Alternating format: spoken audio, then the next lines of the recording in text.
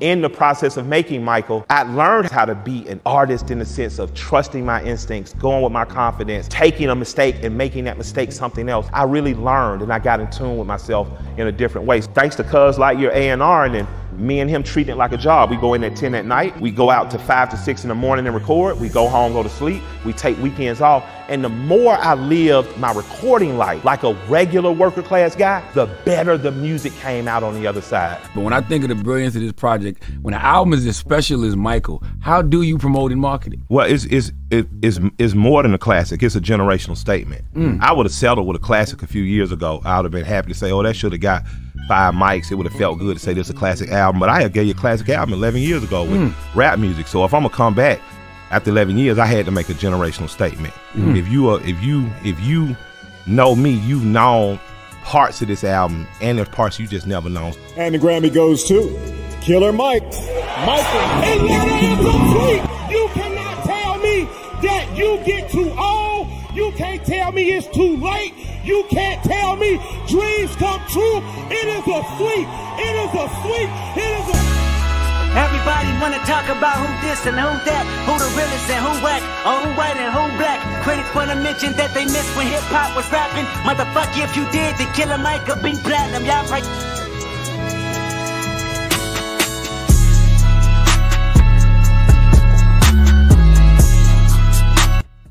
Et oui, comme disait Kendrick Lamar dans Root Politics, si le hip-hop était... Si les gens aimaient vraiment le hip-hop il y a longtemps, que Killer Mike aurait été disque de platine. Bonjour, bonsoir, bienvenue sur la chaîne du Sorcerer. Et aujourd'hui, un sujet sur un des albums phare un peu d'année 2003. Parler de Michael, c'est bien avant, si je te sorti l'album, c'était encore. Michael, c'est le dernier album de Killer Mike. Et si vous aimez vraiment le pop out, si vous aimez la musique hip-hop, si vous aimez même la musique tout court, Killer Mike, c'est vraiment quelqu'un que vous n'allez pas.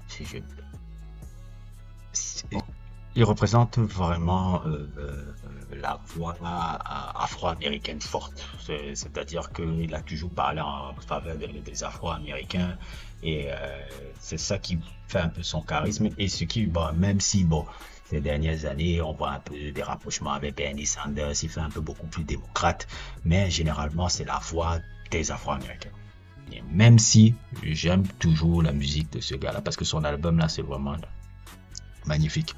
La première fois que moi j'entends parler de Killer Mike, c'était quand? C'était en 2005, quand il passait et tout. Il y avait cette son là du collectif du label de Big Boy, parce que celui qui l'a relevé, c'est le Big Boy.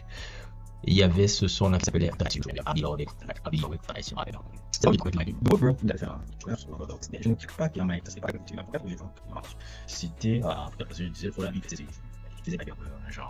et là où j'ai commencé, le premier album de Killer Mike que j'ai suivi, c'était en 2008. C'était l'album I Pledge to Allegiance to the Grind 2.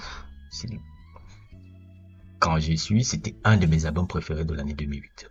Ah ouais, le son avec Ice Cube, The Pressure, tout le truc politique, je me disais waouh, l'album du gars là, c'est des trucs. Je me suis dit attends, mais c'est pas le protégé de Boy il y a quelques années et tout. Et à l'époque, j'ai commencé à faire mes recherches, j'ai vu que ah non, il avait un album qui était sorti avant qui s'appelait Monster. Je suis parti écouter, j'ai dit mais putain, c'est qui ce mec là? Waouh, je me suis rendu compte, lui, il était le premier artiste du label d'Outkast qui n'a pas trop duré. Après, il était parti au label de Purple Ribbon qui était le label de Big Boy, parce qu'à la base, c'est Big Boy qui l'a découvert. Il y a son amitié avec les producteurs, si je me souviens pas, les producteurs qui s'appelaient Beat Byte, si je me souviens bien un peu. Oui, c'était ça, les Beat Byte, c'est les gars qui ont produit la majorité du premier album, son premier album qui s'appelait Monster. Et moi, j'avais adoré Monster, c'est un classique du hip-hop south, hein. Cet album-là était tellement génial. Et quand j'ai suivi Pledge Allegiance to j'ai suivi Pledge Allegiance to the Grind 1, après, et puis il y a eu le 3 qui était sorti en 2011. Mais j'avais adoré tellement le personnage. C'est le personnage qui s'attaquait à Walla Bibaska, c'est le personnage qui s'attaquait à Oprah, c'est le personnage qui s'attaquait au black elitisme. J'adorais tout de Killer Mike et autres, outre le fait même que sa musique était... C'est le qui était vraiment sud. sud, tout en ayant une influence aussi new-yorkaise, des productions dures, des lyrics forts, un charisme qui peut parfois rappeler Ice Cube, parfois. C'est-à-dire que quand Killer Mike rappe et autres, il rappelle un peu le Ice Cube du début. Et puis, il y a eu le tournant de sa carrière. Le tournant de sa carrière, ça a été l'album Rap Music avec cet autre fabuleux gars qui s'appelle LP. Je vous ai déjà parlé de LP plusieurs fois dans mes sujets.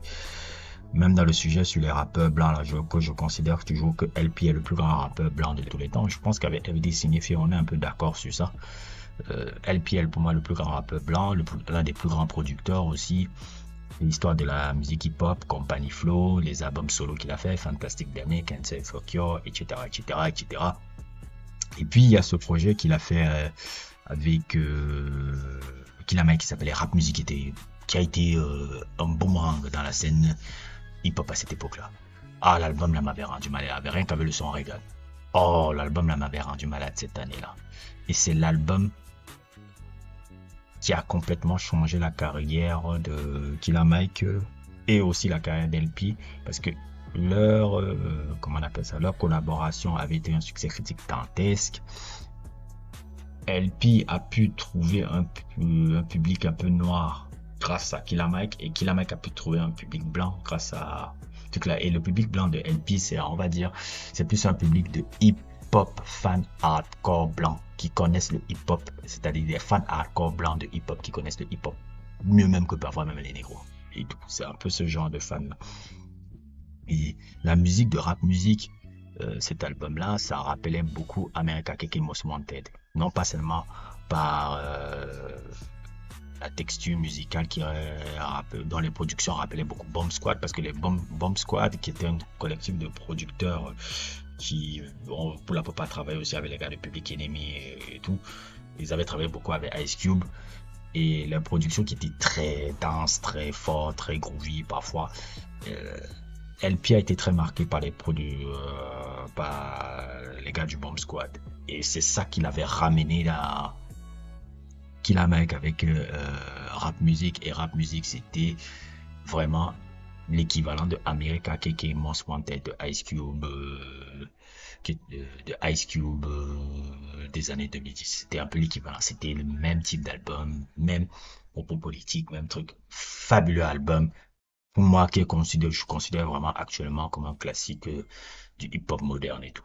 Et après ça a permis à ce qu'il y ait une collaboration avec justement LP, où LP, ils ont continué à faire un duo qui s'appelait Run the Juice, où les gens le connaissent plus maintenant par rapport à Run the Juice. Même si je sais que bon, jusqu'à aujourd'hui, c'est vraiment un peu, si tu suis un peu plus la musique, que tu connais un peu qui est Run the Juice. Mais Run the Juice, l'aspect musical, en ce moment, depuis le 1, le Run the Juice 2, Run the Juice 3, Run the Juice 4, ils ont fait une série d'albums extraordinaires que je ne peux plus. Je vais voir si j'aurai le temps un jour d'en parler. La série d'un peu de Run the Juice qui a été extraordinaire. Et puis là, comme je le voyais dans une interview de Joe Budden et tout, le Covid les a beaucoup marqué de Covid. Et lui qui a eu aussi un peu le Covid, il s'est dit, est-ce que je ne veux pas refaire maintenant un album beaucoup plus personnel? D'où le titre de son album qui est son prénom Michael.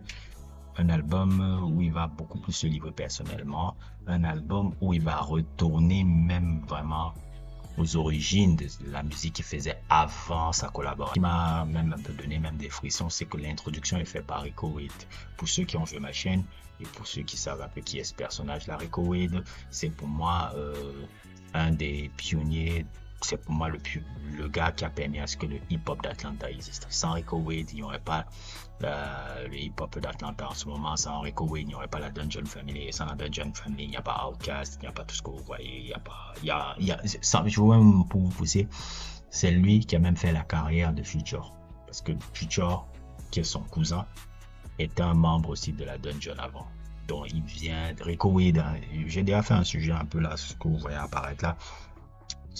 Je ferai peut-être encore un autre sujet sur Organize Noise avec mon frère, un peu pour mieux expliquer un peu pour les jeunes générations qui est ce gars-là. Et le fait qu'il introduise son album, le clip avec Rico Wade, qui met on voit vraiment le lignage de la Dungeon Family, Killer Mike, Future et André 3000. Mais la partie d'André 3000, elle est absurde, elle est violente, elle est incroyable. Moi j'ai été dépassé quand j'ai écouté ce couplet là, franchement. Ain't it better how you put another a dog.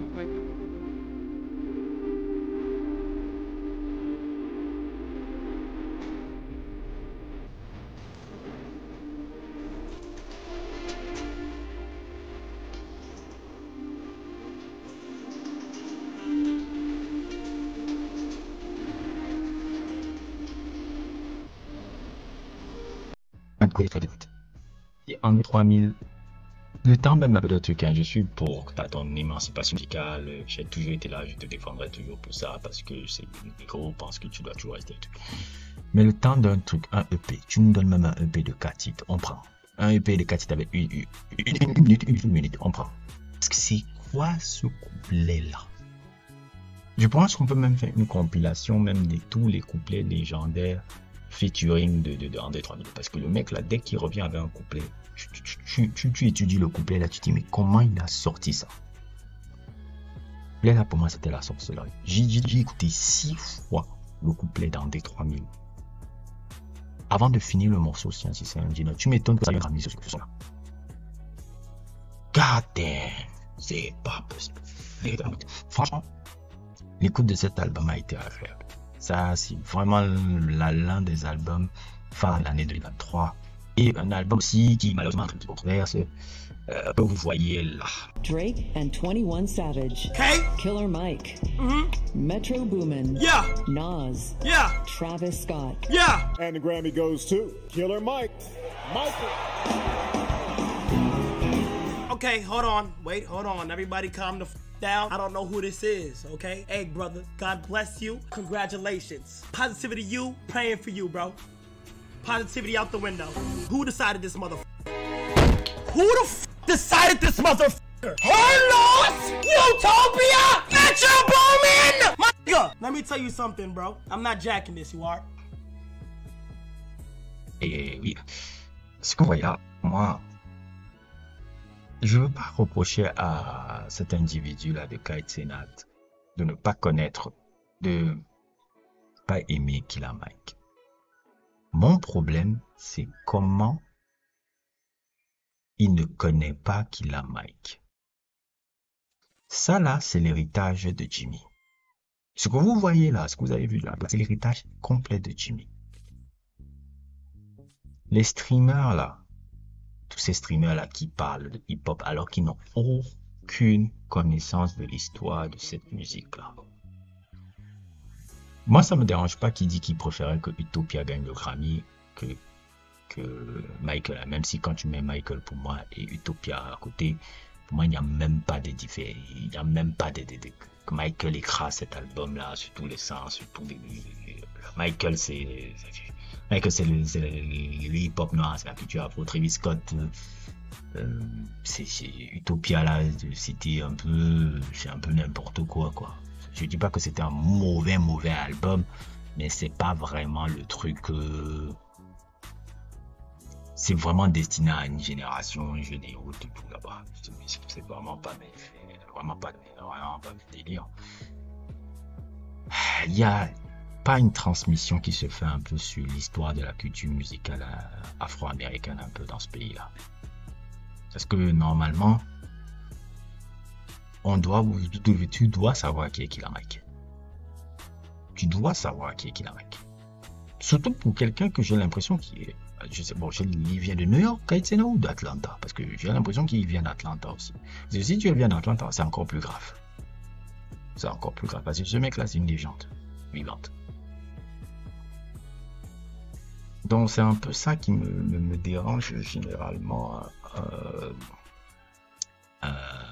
Me dérange généralement un peu avec ces streamers et autres et tout académiques. Ils n'ont aucune compréhension, connaissance de l'histoire de cette musique. musique là. Et il parle, il donne et tout. Et ça, c'est Jimmy qui a fait ça. C'est Jimmy qui a fait que ces gars-là ont le monopole pour pouvoir mieux les matricer, pour pouvoir mieux les trucs et permettre à ce que le corps du hip-hop ne puisse pas avoir de voix et pouvoir mieux faire sa promotion comme ça sans passer par le corps traditionnel. Là, c'est lui qui a fait ça. Et pour revenir à mon sujet de Michael, Michael est un fabuleux album. Et oui, j'aimerais parler aussi de cet artiste fabuleux qui s'appelle Erin Van, je ne sais pas, je vais sortir un peu le truc sur montage et qui a participé au cœur de 3 morceaux là, qui a été incroyable aussi, je ne la connaissais pas du tout. Et elle a été incroyable aussi dans certains morceaux de trucs qu'elle a apporté là. Apparemment, c'est une artiste de blues. Je vais essayer de découvrir et c'est grâce à cet album là que franchement je vais découvrir. Je ne crois que je vais commencer à écouter sa musique dès ce soir un peu, parce que je la connaissais pas du tout, mais elle a beaucoup apporté dans les vocalises un peu de certains morceaux là, même si ainsi était engineer, elle apporte beaucoup de sa touche dans ce morceau là. Et voilà, je crois que c'est tout un peu pour moi sur le sujet de Killer Mike. Vous ne connaissez pas qui est Killer Mike. Je pense que c'est un bon moyen d'avoir, c'est un bon album avec beaucoup et une introduction sur le personnage. Je crois que c'est son avant-dernier album puisqu'il a déjà un dernier encore qui est sorti il y a cela 2 semaines, 3 semaines. Et n'hésitez pas à découvrir sa discographie si vous êtes un peu plus curieux sur le personnage. N'hésitez pas à liker, n'hésitez pas à vous abonner et à plus pour d'autres aventures.